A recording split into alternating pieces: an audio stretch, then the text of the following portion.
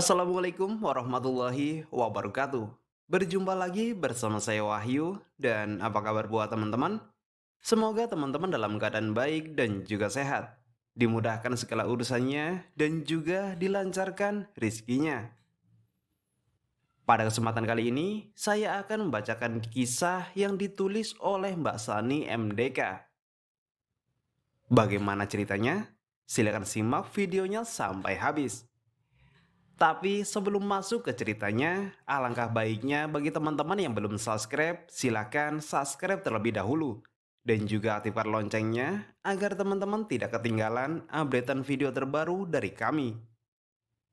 Dan juga jangan lupa like, komen, dan share ke teman-teman kalian agar teman-teman kalian juga mendengarkan cerita ini. Dan bagi teman-teman yang punya kisah horor atau pengalaman mistis lainnya, bisa kirim cerita ke alamat yang ada di deskripsi ya. Udahlah, gitu aja kali ya. Tanpa basa-basi lagi, kita langsung saja masuk ke ceritanya.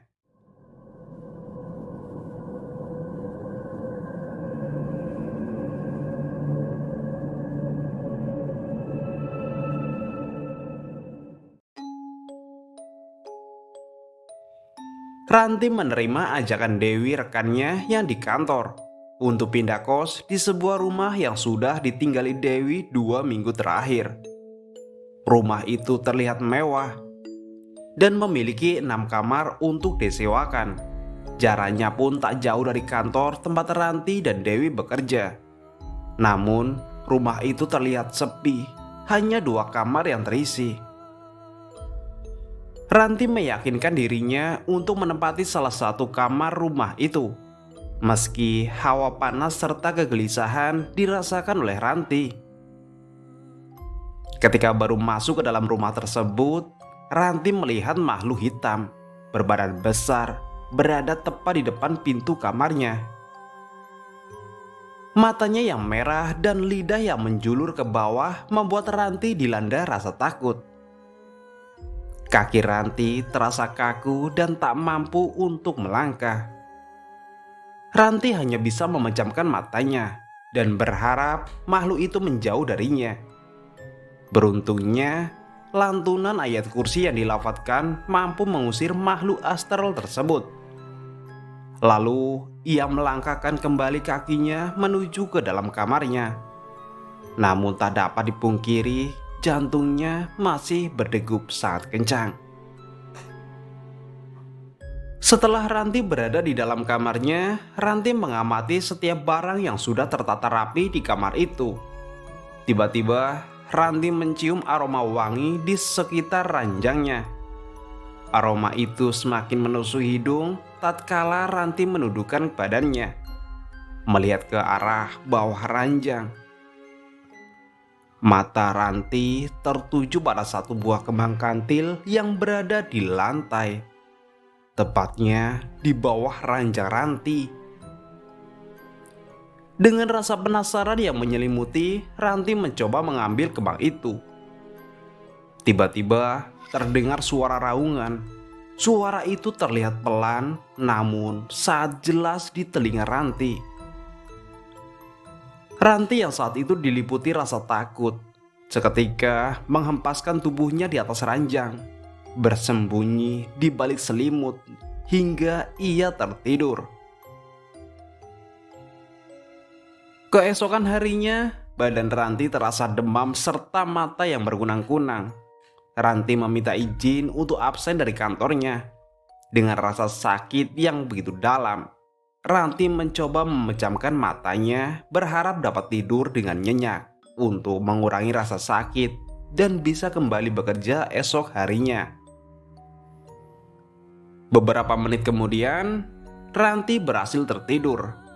Di dalam tidurnya, Ranti bermimpi bertemu seorang wanita yang terlihat cukup tua. Rambutnya disanggul rapi, menggunakan kebaya dan sarung batik khas Jawa. Wanita itu tersenyum kepada Ranti dan berkata, "Aku akan menjagamu di sini." Seketika, Ranti pun terbangun, mencoba mencerna kata-kata yang didengar dalam mimpinya, sampai ia tertidur kembali. Keesokan harinya kesehatan Ranti pun mulai membaik. Ranti memutuskan untuk kembali bekerja. Saat jam istirahat, Ranti menghubungi ibunya yang tinggal di desa. Assalamualaikum, Bu. Waalaikumsalam, Dok. Bagaimana kabar kamu di sana? Alhamdulillah baik, Bu.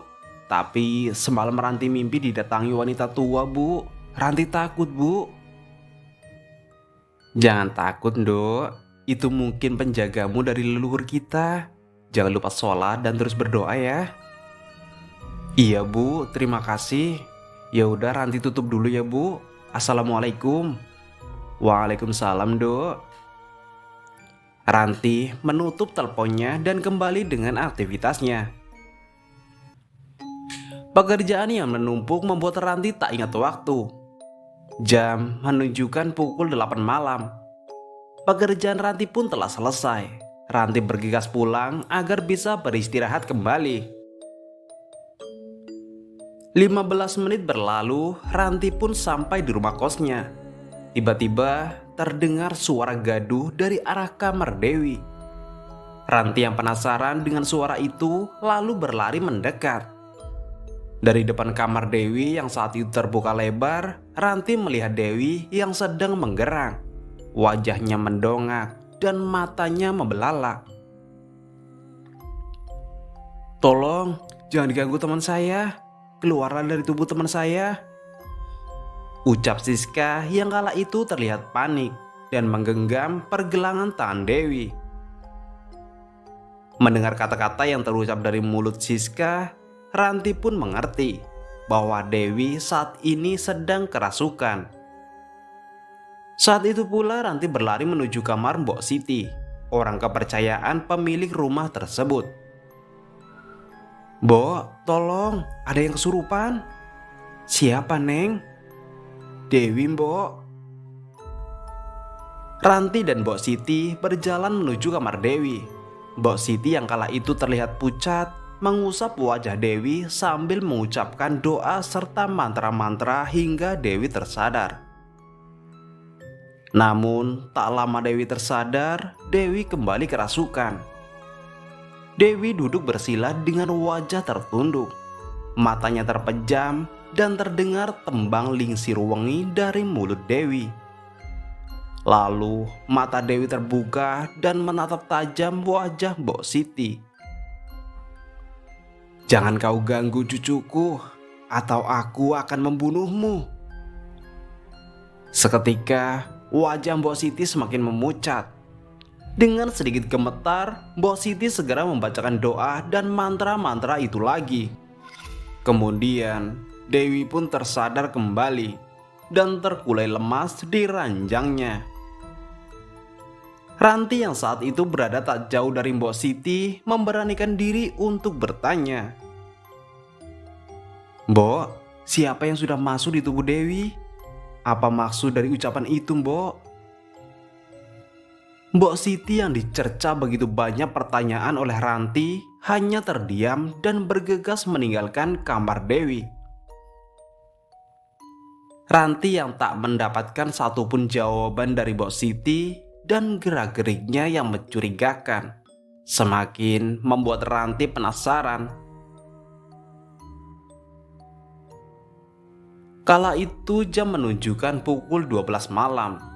Ranti yang kala itu masih diselimuti rasa penasaran mencoba mencari jawaban dengan mendatangi kamar Mbok Siti. Dengan mengendapkan langkahnya, Ranti mencoba melihat isi kamar Mbok Siti dari balik jendela yang sedikit terbuka. Dengan hati-hati, Ranti mengintai gerak-gerik Mbok Siti. Mata Ranti terbelalak ketika melihat kembang 7 rupa dan sesajen tertata rapi di atas meja kamar Mbok Siti.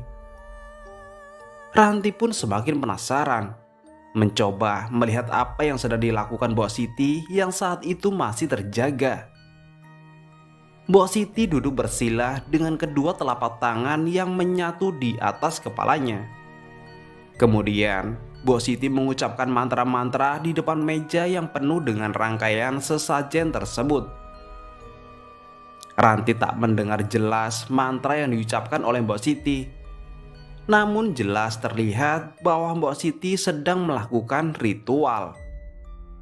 Kemudian Ranti melihat makhluk berbadan besar berdiri di sudut kamar Mbok Siti. Makhluk yang sama yang pernah dilihat oleh Ranti sebelumnya. Tiba-tiba badan Ranti terasa gemetar saat Ranti mendengar sesuatu. "Aku sudah siapkan tumbal untukmu. Aku sudah menandainya dengan menaruh kembang kantil di bawah ranjangnya. Kamu bisa mengambilnya saat bulan purnama." Ucapan itu terdengar jelas dari mulut Mbok Siti. Ranti yang saat itu semakin gemetar tanpa sengaja menyenggol pot bunga yang tepat berada di bawah jendela Mbok Siti. Ranti gugup dan bergegas melangkahkan kakinya menjauh dari kamar Mbok Siti untuk mencari tempat bersembunyi. Sementara Mbok Siti yang mendengar suara dari depan kamarnya memeriksa asal suara tersebut. Beruntungnya, Mbok Siti tidak melihat Ranti dan kembali ke dalam kamarnya. Ranti mengendapkan langkahnya kembali menuju kamarnya. "Siapa tumbal yang dimaksud oleh Mbok Siti?" gumam Ranti di dalam hati. Sembari melangkahkan kakinya, Ranti membaca doa-doa sebisanya untuk menutupi ketakutannya. Sesampai di kamar, Ranti membaringkan tubuhnya hingga ia tertidur. Di dalam tidurnya, Ranti melihat roh yang keluar dari raganya. Pelan-pelan, roh itu pergi meninggalkannya. Namun, belum melangkah jauh, roh itu dihalangi oleh sosok wanita tua dan berkata, "Kembalilah, Ndok. Belum waktunya kamu pergi. Aku akan menjagamu." Sontak, Ranti terbangun. Dengan peluh yang bercucuran, jantungnya berdegup kencang. Mimpi yang terasa nyata membuatnya tak mampu lagi untuk terlelap. Ranti melangkahkan kakinya menuju kamar mandi untuk membasuh wajah yang terlihat pucat tersebut. Ranti merasa lebih segar dan hatinya terasa lebih tenang. Namun, di saat Ranti akan kembali ke ranjangnya, Ranti melihat sosok gadis yang terlihat masih muda dan cantik. Namun, banyak darah di tubuhnya.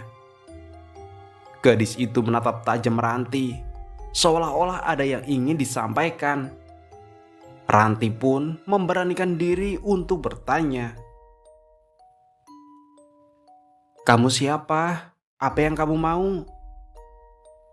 Gadis itu tak menjawab pertanyaan Ranti, tapi dia menuju arah belakang lemari, lalu menghilang. Tanpa pikir panjang, Ranti mendorong lemari itu, mencari apa yang dimaksud oleh gadis itu. Setelah lemari itu sedikit bergeser, Ranti dikejutkan oleh sebuah diari yang jatuh di antara lemari dan tembok. Ranti segera mengambil diari tersebut, membaca tiap goresan pena hitam di setiap lembarnya. Alangkah terkejutnya Ranti, di dalam diari tersebut dijelaskan bahwa gadis yang bernama Indri mengetahui seluk-beluk tentang rumah yang Ranti tinggali sekarang. Rumah megah itu milik Pak Siswo. Pak Siswo mempunyai usaha di bidang perkebunan. Namun, usahanya yang tak pernah berhasil. Pak Siswo merasa frustasi. Hingga suatu hari ada seseorang yang mengajaknya untuk melakukan persekutuan dengan jin, agar usaha perkebunan miliknya bisa berkembang dan meraup untung yang besar. Dan Mbok Siti adalah orang yang membantu melakukan persekutuan tersebut. Persekutuan tersebut membutuhkan tumbal seorang anak manusia yang harus dikorbankan saat bulan purnama tiba. Suatu hari, bulan purnama telah tiba. Pak Siswo sibuk dengan usahanya yang sudah berkembang pesat. Pak Siswo lupa akan tugasnya memberikan tumbal. Dan akhirnya, anak kandung Pak Siswo lah yang diminta oleh jin pengikutnya untuk dijadikan tumbalnya. Karena kelalaiannya itu, Pak Siswo harus menuruti permintaan jin tersebut. Saat itulah, Pak Siswo merasa terpukul dan meninggalkan rumah tersebut bersama keluarganya. Pak Siswo tak bisa memutus persekutuan tersebut. Maka Mbok Siti lah yang dipercaya untuk menjaga rumah itu dan menggantikan Pak Siswo untuk mencari tumbal. Kalau tidak, seluruh keluarga Pak Siswo akan mati terbunuh. Rumah itu sengaja disewakan per kamar agar mudah mendapatkan tumbal. Setiap bulan purnama datang, pasti ada aja yang meninggal di rumah itu. Namun, tak pernah ada yang tahu aktivitas di dalam rumah itu. Kematian demi kematian tersimpan rapi di balik rumah mewah itu. Ranti tak kuasa menahan tangis saat membaca goresan tangan bertintakan darah di halaman terakhir. Indri, si pemilik diari tersebut, adalah orang yang pernah menempati kamar yang sekarang ditempati oleh Ranti. Dan mirisnya, Indri telah dijadikan tumbal oleh Mbok Siti. Karena Mbok Siti takut rahasia yang sudah diketahui Indri akan terbongkar. Ranti yang kala itu semakin kalut akan nasibnya, berusaha untuk mencari cara agar dapat menggagalkan rencana Mbok Siti. Namun, otaknya seperti tak bekerja. Kegelisahan yang tak berkesudahan menyelimuti hati dan pikiran Ranti. Sesaat, Ranti tertunduk lesu. Matanya berkaca-kaca, membayangkan purnama yang datang esok hari. Tanpa terasa, Ranti menghabiskan waktunya hanya untuk melamun. Pagi mulai menjelang. Ranti berusaha melupakan kekacauan yang ada di dalam pikirannya. Bersiap diri untuk berangkat ke kantor, meski tubuhnya terasa lemah dan wajah yang terlihat sangat pucat. Diayunkan langkahnya menuju pintu utama rumah itu. Namun, langkahnya terhenti saat terdengar suara langkah kaki yang sedang mengikutinya. Langkah itu terdengar semakin mendekat. Dari sudut mata Ranti terlihat bayangan hitam namun tidak terlalu jelas. Ranti segera membalikkan tubuhnya, melihat arah sekitar. Namun Ranti tidak menemukan satu orang pun. Hanya jejak kaki yang tertinggal di lantai keramik rumah itu. Ranti berusaha menyembunyikan rasa takutnya dan kembali melangkah meninggalkan rumah itu. Sesampai di kantor, Ranti menyibukkan dirinya dengan komputer yang berada di atas meja kerjanya. Tak terasa, waktu berjalan begitu cepat. Tugas yang harus dikerjakan telah diselesaikan. Tibalah waktunya Ranti untuk pulang.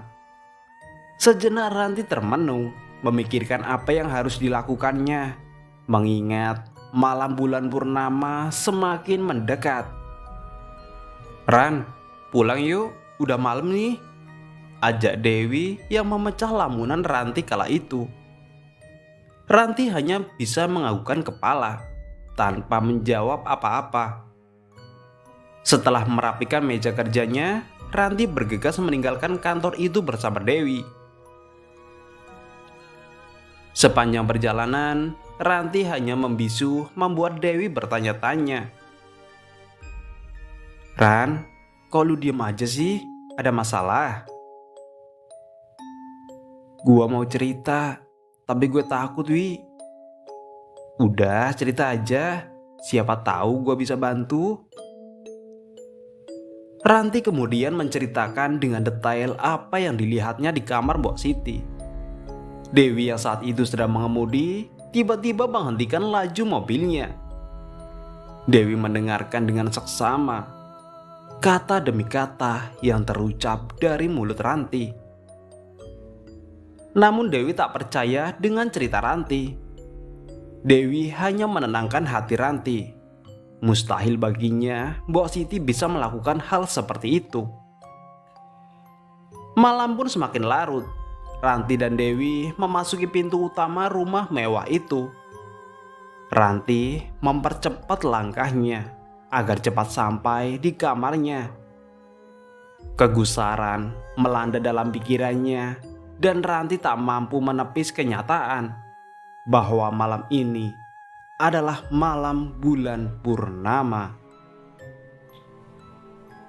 Sesampai di depan pintu kamar Ranti, sambil berjalan, Dewi melambaikan tangannya dan berucap, "Sampai ketemu besok ya, semoga mimpi indah."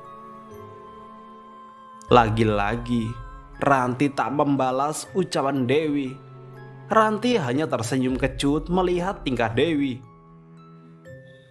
Ranti memasuki kamarnya, menyalakan lampu kamarnya dan duduk di depan meja riasnya.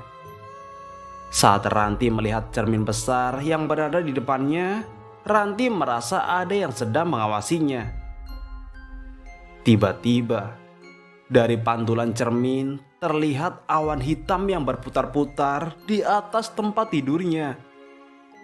Kemudian, awan itu menyatu menjadi makhluk yang tak asing baginya, yaitu makhluk hitam, badannya besar dan tinggi, menampakkan matanya yang merah dan lidah yang menjulur ke bawah. Kali ini makhluk itu terlihat lebih menyeramkan dari penampakan sebelumnya. Makhluk itu mulai mendekati Ranti. Kedua tangannya ingin menggapai tubuh Ranti. Ranti yang saat itu sangat ketakutan, tak mampu menggerakkan tubuhnya. Ranti pun memberanikan diri untuk membalikan badannya. Dan betapa terkejutnya Ranti melihat makhluk itu semakin mendekat, namun tak bisa menyentuh tubuh Ranti. Berkali-kali makhluk itu mencoba menyentuh Ranti, namun tak pernah berhasil. Sesaat kemudian, terlihat sosok wanita tua berada di samping Ranti. Sosok wanita tua yang sering hadir di mimpi Ranti, yang selalu mengatakan bahwa akan melindunginya. Kemudian, dua makhluk astral itu saling mengadu kekuatan. Ranti yang kala itu semakin ketakutan menutup mata dengan dua telapak tangannya, diiringi doa dan zikir yang terucap dari mulut Ranti. Tak berapa lama, suasana hening dirasakan. Ranti perlahan membuka matanya, melihat ke arah sekitar. Tak terlihat lagi makhluk-makhluk astral itu. Ranti menghela nafas panjang dan berharap makhluk itu tidak muncul kembali. Ranti berjalan menuju ranjangnya, membaringkan tubuhnya di atas kasur sambil menutupnya dengan selimut. Menatap langit-langit kamarnya, mengingat kejadian yang baru saja dialaminya, rasa kantuk pun tak tertahankan. Dan akhirnya Ranti pun tertidur. Keesokan harinya Ranti terbangun dari tidurnya setelah mendengar kegaduhan dari luar kamar. Dengan sedikit berlari, Ranti segera mencari sumber suara tersebut. Alangkah terkejutnya Ranti melihat Mbok Siti terbujur kaku di lantai dengan badan yang berlumuran darah. Ranti tak menyangka jika Mbok Siti sendiri yang akan meregang nyawa. Setelah kejadian itu, Ranti memutuskan untuk pindah dari rumah tersebut dan menjalani hari-harinya seperti sedia kala, tanpa ada lagi gangguan dari makhluk yang tak kasat mata itu.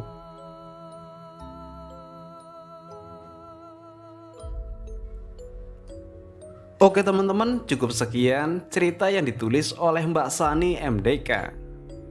Bila teman-teman penasaran dengan cerita Mbak Sani selanjutnya, silakan pantengin terus channel ini. Dan mohon maaf bila ada kata-kata yang kurang berkenan dan cara bacanya juga amburadul. Saya mohon maaf yang sebesar-besarnya. Saya pamit undur diri, cukup sekian dan sampai jumpa di video berikutnya. Assalamualaikum warahmatullahi wabarakatuh.